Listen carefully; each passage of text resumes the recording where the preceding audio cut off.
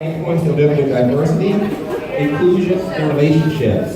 And to cover this, I'm going to talk about three other points: the past, the present, and the future. In the past, I'm going to cover a little bit about me personally, because if you know me personally, then you can help to relate to them. I was born here in Pensacola, Florida. From first grade to 8th grade, I went to a school called St. Joseph's. It was a Catholic school, basically for black students. So I had 100% of the attendees were black from my first grade through my 8th grade at a Catholic school. Small minority of people there, nuns with the lucky big beat, and everything as well. So we learned the hard school way and not through our school program there. Well, then I went to Pensacola Catholic. Pensacola Catholic, I went to that school, and it became a school where I came from 100% black to 10% black on a good day and a good year. So I had a wake-up call, like, whoa, I'm in a whole new world that I'm not exposed to yet. And I'm coming from a family of 6 with 4 older brothers, and my mom was pushing really hard my dad to work with those 4 older brothers to high school. And I said, Mom, I don't have to go to private high school, send me to public school. And she said, Brian, I'm not going to do that right now, because a year before that, Escambia High School went to a race riots. Many of you may remember that or not, but my cousin got hit with a brick in the head for being black. And my mom said, Brian, I'm not going to allow you to have the same opportunities your older brothers did. I'll work harder, I'll work in the cafeteria, I'll volunteer, do whatever it takes to get you there. So she put me to the school. And I thank her today for the ability to recognize that she felt that was the best place for me at the time. The public school system is great and everything, but she thought at that point, for my safety, it's best to go to a private high school. But you can imagine, 100% black to 10% black. It was awakening for me, and I experienced diversity and inclusion at a good point. I loved my classmates. They were good people that I know to. I never felt excluded or prejudiced against to while going to school, high school there. But it was a whole wake-up call to me in an environment where I'm surrounded and I'm truly the minority based on skin color and based on race. Well, after I graduated from Catholic High School, University of West Florida, go Argos, football team finalist for the Division National Championship. Woohoo! So I went to the University of West Florida, and I was kind of a maverick. I had no problem intermixing with black, white, Hispanic. I didn't care. So I was the first black person in my fraternity. I was the first black person to be an ambassador. I was the first black National Alumni Association president. So I said, why not? It doesn't matter my color or race. I'm going to do it. Like me for that or don't like me for it. But I was the first to do a lot of things because I wasn't afraid to fear being different or being a small minority. I graduated from the University of West Florida and went to Tampa for 22 years. I have an IT background. I'm an MIS person. I believe in numbers and stats and details, and that's what you'll see later in the presentation when we cover some details and stats here. But I believe in making sure you have a good case, building a strong point of view. You have numbers to support that. I know everyone in the room agrees with that, especially Mr. Gann here, being a lawyer, agrees that those numbers are very important to look at. So my background is in IT, it's in quality control, it's in procedures, processes, and that leads me back to when I came back to Pensacola 4 years ago. I wanted to give back. So I became involved in Scantatown Public Schools Foundation, helping out students, some students in our community that don't have food on the weekends. They leave on Friday and there's no meals for them over the weekend at home. So we created, as part of the foundation, backpacks to send home with the kids to say, here's a backpack for the weekend, take this food home and eat off of it.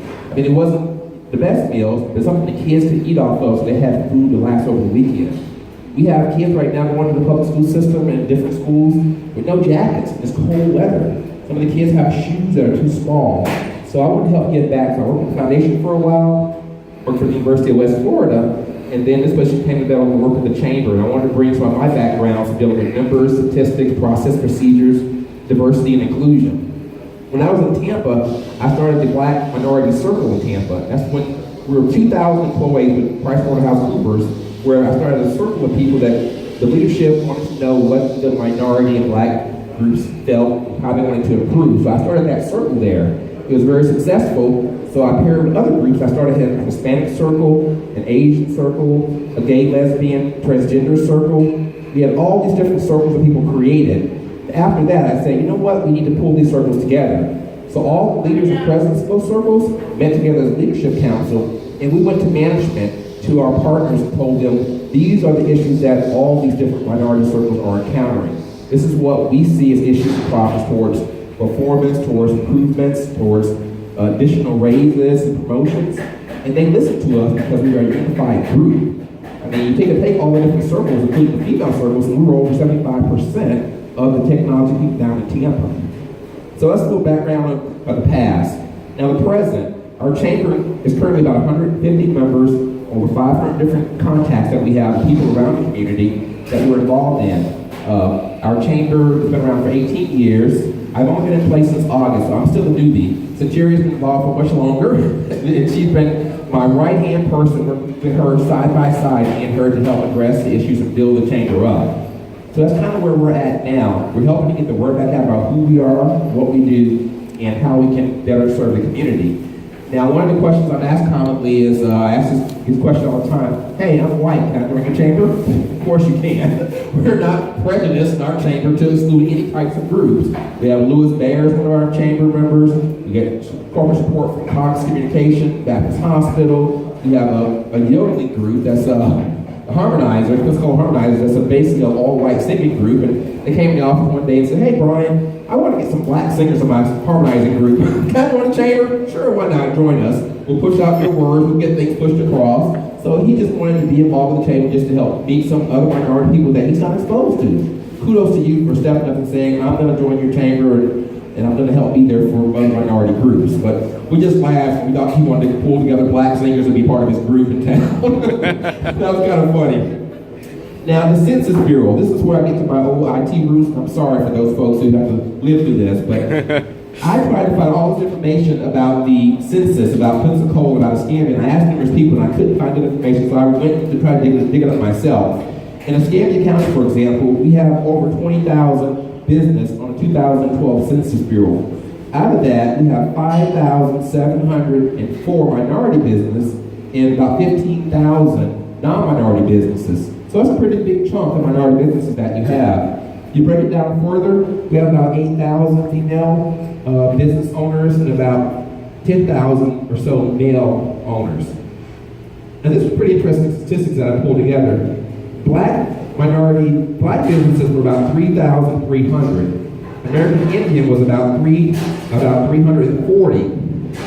They took the area for Hispanic and they divided into sub-areas, which was pretty interesting. So Hispanic-wise, according to the census, we had 627 Hispanic-owned businesses in Escambia County.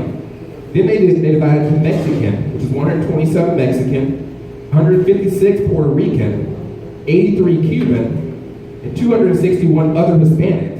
I'm not sure what the other Hispanic is, to be honest with you, but they divided down to all those different sub-levels of different ones. They did the same thing for the Asian groups. So they have Asian Indian, they have Chinese, Filipino, Japanese, Korean, Vietnamese, other Asian, and there's even 163 businesses that are other race. I'm not sure what the other race is. If you have Hispanic, you have Asian, you have Black, you have American Indian at 340, but what's this other race at 163? And why are all the ones broken down? But it's pretty interesting to see. We have a big pool of businesses, minority-based, Hispanic-based in the area. You take all Hispanic-type ones together, you have about 1,300 Hispanic-based businesses in the Escambia County area. You have about 1,500 Asian-related businesses in the area. You have about 3,300 Black businesses in the area. You combine them all together as a big chunk of Escambia County. That's where the unity that Dave mentioned earlier can be in effect. If I go to the county commissioners asking for money and I'm saying, here to represent the Black community, okay, that's nice, I'm one person. You're here to represent all the communities, all the races, Hispanic, Asian, all together, a big crowd of people filling a room up, they're going to listen to you, and they're going to go along with what you say, or at least have a good reason why they can. And Mr. Williams here, you know, you're ideal being on the school board and getting towards that race, you listen when big groups of people come to you with ideals and suggestions. So we've got to be unified and we have to address that. Other things stat-wise to know about is that, this is a big point that I really want to address, is that how many of our true minority businesses are really certified to work in the city, the county, and other, the ECUA, the school district, all the hospitals, and the amounts are very small. For example, in Escambia County, we currently only have 74 businesses certified on that Escambia County Supplier Diversity List that are minority.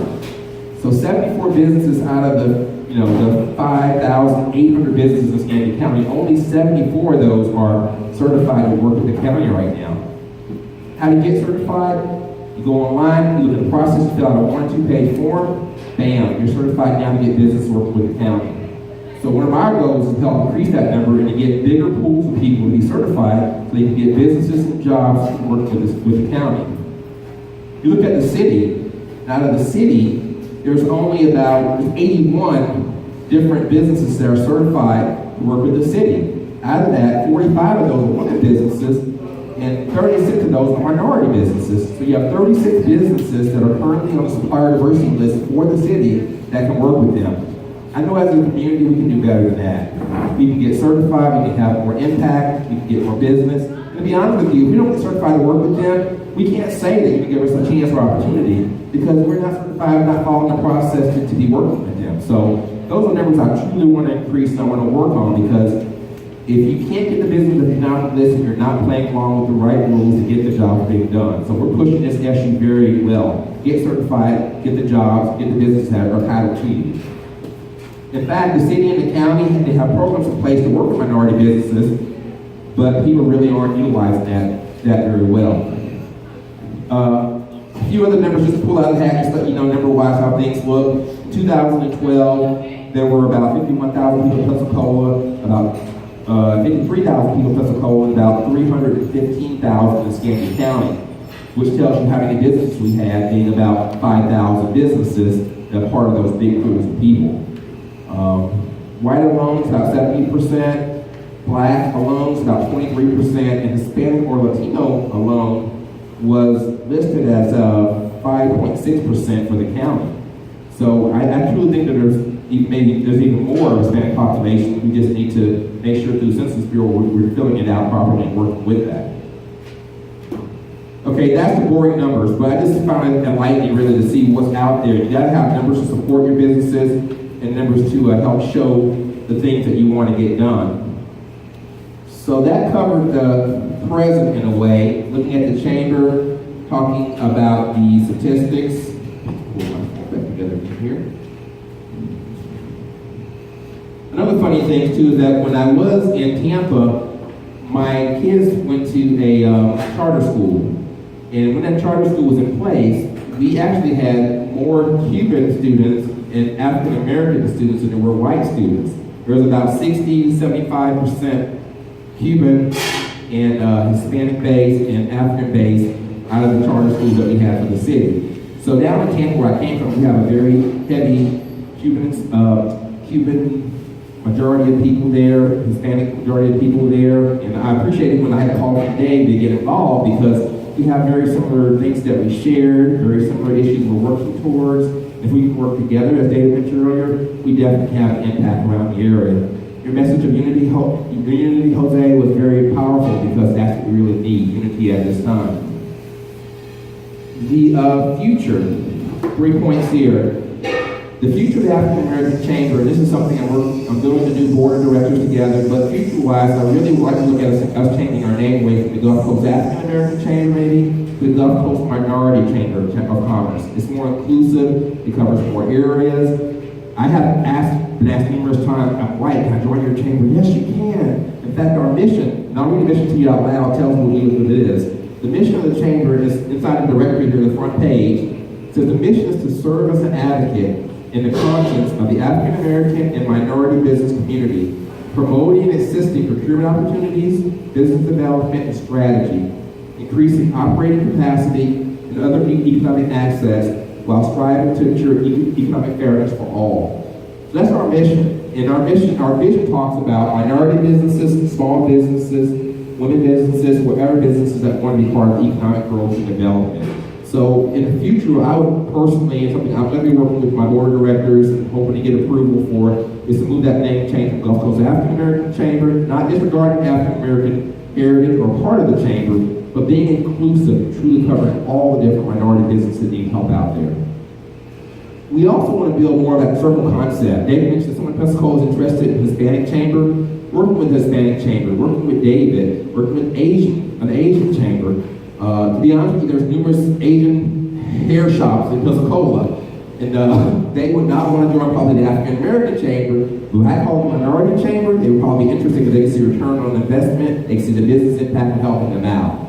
And like I mentioned earlier, we're not disregarding the African American part of our name, part of our mission, our concept. We're just expanding it all to cover all the groups that we can and make it more inclusive and make it more something that other people would want to join and the name doesn't cause any confusion. Also, the unity of our groups. And the word unity is so important because, as we mentioned earlier, if we have all these different groups working together, if we go to the county commissioners, go to the city council, go to the school board, with people that are there, they see that. I've been to some budget meetings fighting for a budget for our chamber, and when they see a big crowd of people or people with details and those, they listen. It has an impact. So unity is so important. I'm so glad Jose's doing this for Puerto Rico because I see some of the stories in the news, I see some of the things that are happening, and it makes you want to cry almost, to be honest with you.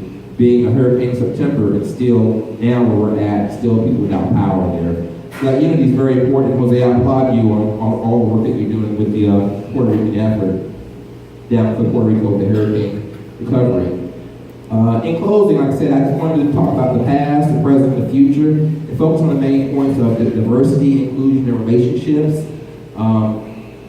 As I mentioned earlier, my past background, going backwards again, I've always kind of been a little bit of a maverick, not afraid to approach people based on race or based on any type of differences because we all are the same when it boils down to it. And those are the things that we have to focus on. So I really want to approach the issues that we have. I really want to listen to people. And David mentioned earlier, this is about you guys being here, voicing your opinion, making your thoughts known. So we need to capture all that information so that we can present it and show it to others and see if everyone agrees with that. And if you have a difference of opinion, different points of views, it's good to have those differences. It's good to be able to disagree because from that you come to a conclusion that's better for all. And once again, Jose, thank you for having me here. David, thank you for being working with me and inviting me to come here and speak today. I truly appreciate it. And this definitely be the first of many type of events together. Good luck with everyone in their individual businesses. If you have a need or desire, please feel free to contact our office. We can add you on our contact list so you'll receive emails, receive notifications about events that we're having. We're having a game night later this month. And it's a networking event. We have people come in and do workshops. They deal with discussion topics such as taxes, such as how to buy a home if you're a small business. We deal with issues such as working with building a website design. So we're putting together all these workshops and programs so that you can help to make your business go further and help to be part of a network of people that can truly work with you, understand what's going on. I think everyone in this room, different time periods, about coming into the area and not having anyone you can speak with in Spanish or know your background. That's what we want to do. We want to make an inclusive environment where everyone can network, feel comfortable, and just achieve our dreams that we have. So thank you again for your time, David. Have a wonderful night. And Jose, you got me nice and stuffed now. They're really food, good. Food was great. Thank you, David. You're going to speak here tonight. I will. Are there any questions for Brian? Any questions for me or anybody within the audience? Workshops, great comments, Brian. Workshops, the typical sponsor the workshops scheduled for the year. Workshop with different.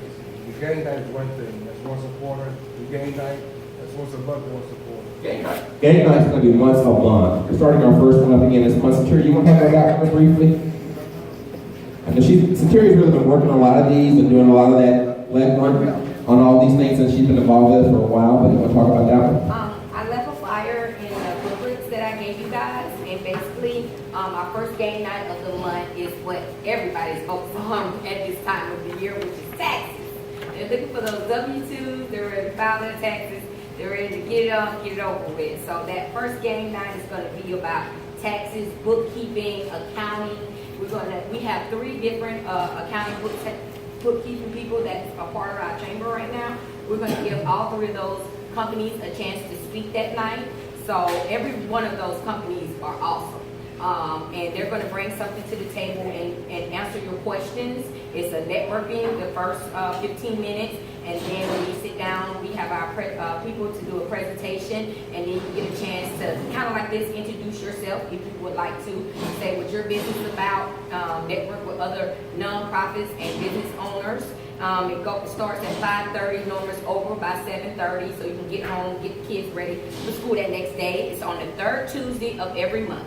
and it's located at the Pensacola Improv on Pace Boulevard, which is Doug Baldwin's building that he so generously offers to us. He's a big part of our chamber. We're happy to have him. And he's one of our sponsors that helps us a lot. And like Brian said, it's all about communication and networking. And you know, when you open up and tell people what's going on, you never know what they can offer you or what they have planned. They might have the same plan as you. Maybe you can work with them, or y'all can partner together and do something bigger for your business or the community, you know, to help others. So that's where we come in at, is that, you know, we set the platform for different types of business and minorities and different types of people to come together and network. So that would be a definite networking event that's going to go on every month, which is called Game Night. And as you can see on the flyer, that is GAIN, and it stands for Game, Integrity, Awareness, Integrity, and Networking. So we look forward to seeing you guys there if you can make it, third Tuesday of the month. And if you have any other questions about any other events that we're having, you can feel free to email me your information. Like I said, we can put you on that contact list. You will receive emails from us letting you know what we have coming up. We have another big event coming up where we have a partner with a lot of big people here in Pensacola for us, the city and the county, which is the Supply Diversity. That's the other flyer that's in the booklet. It's a great event. It's great for new business owners that are trying to get to the next level. It's great for businesses that's been out for a long time, because even though your business is growing, it might be something that they can help you with to help your business get to the next level. And that is held at Sanders Beach. And the information is on the flyer, but if you have any questions about that as well, give us a call. And if we can't answer your question, we can direct you to the person that can. Thank you. Any other questions? Any more questions? Okay, I'm going to open it up a little bit for anybody else that wants to add to some of what they said. The other thing I'm going to ask you, if you don't mind, is fill in this sign-up sheet with the name, company, email, contact number, kind of thing. And then let's pass this around and put your business cards in here. I'm going to give away a couple of things. We're going to give away a quarter-size ad in Conexion for free, obviously. It's $240 worth, so that's a good deal. And then I'm going to give you, yeah, I know, I didn't have anything else. And then I'm going to also give away a great CD. When you hear that CD, then I'm going to tell you about that family part, then couple first. Are you singing? No. I'm going to give away a CD for one of the performers that was at our last event in Tallahassee. Before I close, before we do that and open it up for somebody else, again, pay attention to what Brian said, guys, about the past, the present, and the future. I do hope, but again, obviously, it is the chamber's decision. It is the chamber's decision to do what they need to do.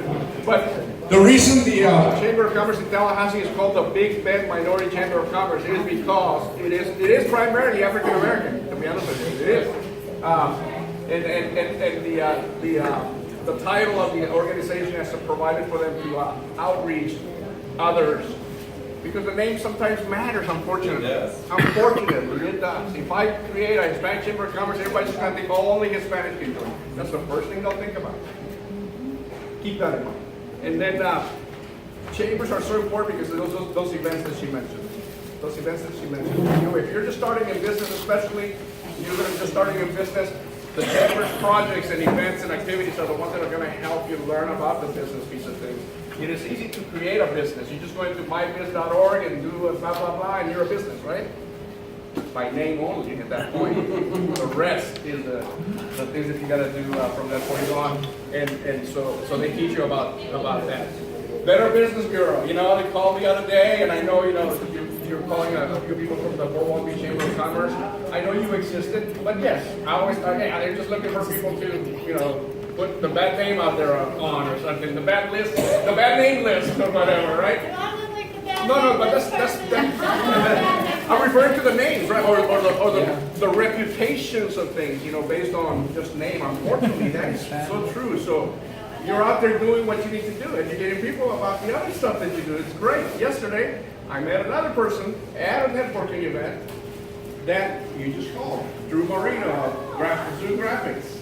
Or Long Beach Chamber of Commerce, and he said, oh, she's doing some great stuff. So that's all important. Numbers. Politicians, right? Mr. Williams is running for office. This is what I tell all the politicians when I talk to them. Local, state, and whatever. And you're talking about Doc Baldwin Sr., correct? Who I met at one of these events 2 years ago when I met and he was running for office. Okay? Doc Baldwin is the father of Doc Baldwin Jr., who plays for the Seattle Seahawks, as you guys might know. He lives here. Great man. I wish he had won, but he didn't, unfortunately. At the lower level offices of city council, and I'm talking about just lower level from the perspective of state versus national. That 5 Hispanics that you're going to talk to, sir, when you come to these meetings, may be the difference for you. They may be the difference in those city council offices and those types of activities. And then on a regional level, the Matt Gateses and whoever's running against him and all that other stuff, they need to do the regional aspect of things. That's what we do. We keep everything in a regional perspective. That's why Conexion is all the way to Tallahassee. Because when I come to somebody and talk to them about the 5% Hispanics in Fort Walton Beach, the politician ain't listening to me at all. If he's a state level guy. But if I tell him there's 150,000 between yours, within your district or something like that, now he starts listening. You see what I'm saying? Because that's unfortunately the way it works. That's the way it works with companies, the high-level companies. That's the same thing. If I go and sell my newspaper to AT&T, they're going to ask me how many Hispanics are there in Fort Walton Beach, if they're Fort Walton Beach based, right? And I can say, you know what I mean? He knows what the number is already. I have to give him the right number too, right? He's not going to listen.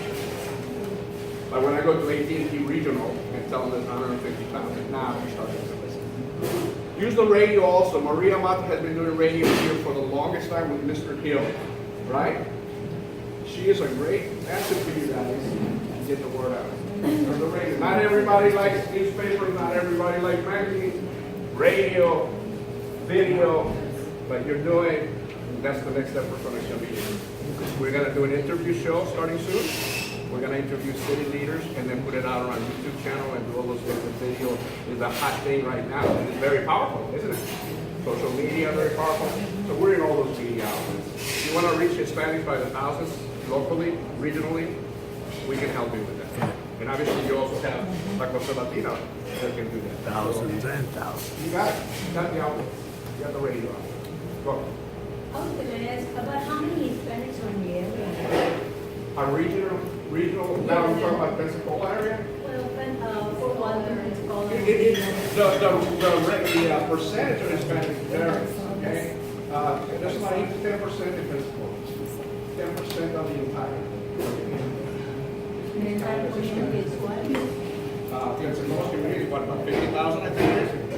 Pensacola, I'm sorry, what's that? what's the Pensacola population? Population or You the? mentioned it. Looking at Oh, the it's over details 100. here, the Pensacola population of people in general is 53,000, and Pennsylvania County in general is 315,000.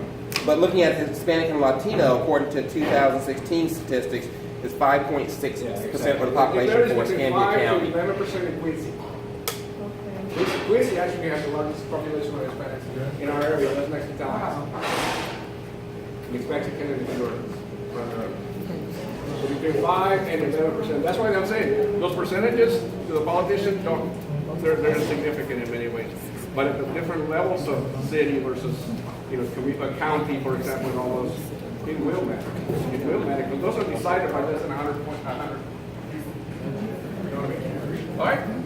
You guys, anybody want to say anything else additional to what you mentioned already? We got time. 8 o'clock is going to be the closing. No? Yes, come on, Amber.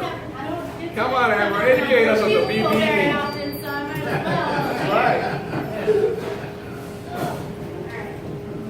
I'm pretty loud. I think I'll be okay with that. That's fine. I really want to touch base with you guys on a closer level. Because I work in Pensacola, my office is in Pensacola, but my region is Okaloosa and Walton County. I can't go out there and see every business every day. I wish I could, but there's just not enough time in the day to go out there and stop at every business. Plus people don't like stop-ins. They want appointments. But since I got a big group of you guys here all at once, being BBB accredited, being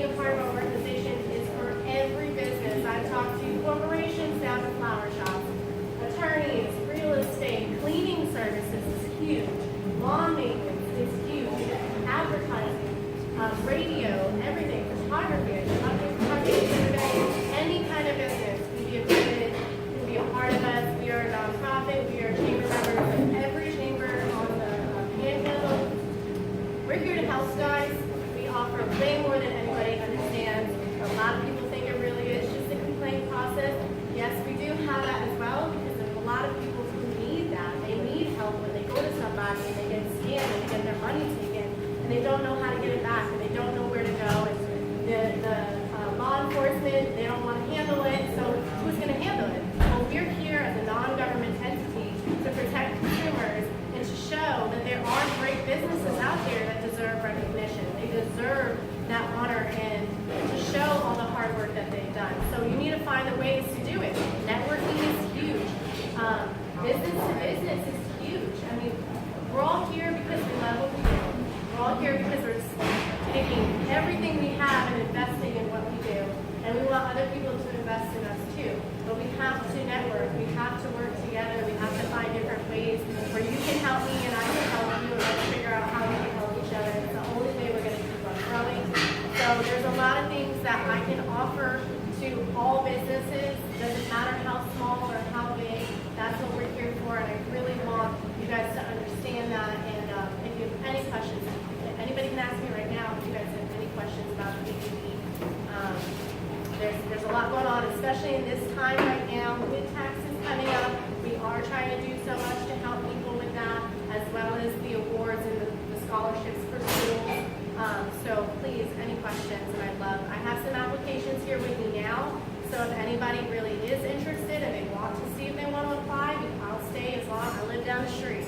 I'll stay as long as you need me to, and we can sit down and do an application for you, fill out even a questionnaire. The questionnaire itself, if you're not listed in the BBB database, being listed in the BBB database is completely free. If you're not listed, you need to get your